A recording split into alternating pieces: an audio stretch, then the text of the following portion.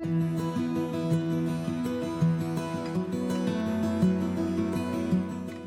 have been having babies forever, but up until recently, having a child is the riskiest thing that a woman between the ages of 15 and 35 could do.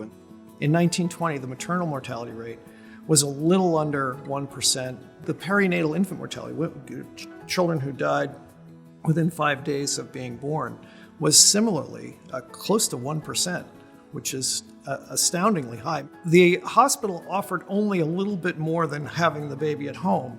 There was not a neonatal intensive care unit, there wasn't a pediatrician or a neonatologist to resuscitate a child who was born in trouble.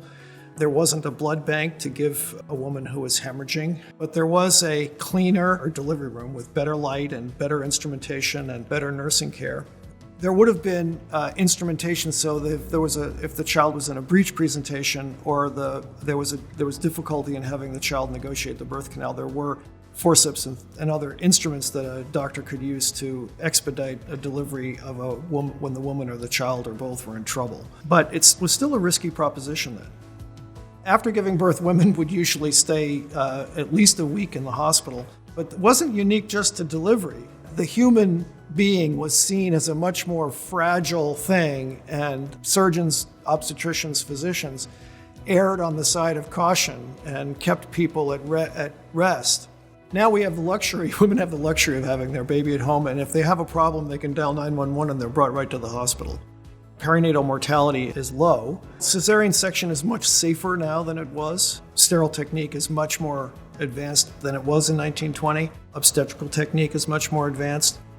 I think women came to the hospital because they were worried that they would die and that they would be safer at the hospital. And in particular, I mean, I can't stress too much.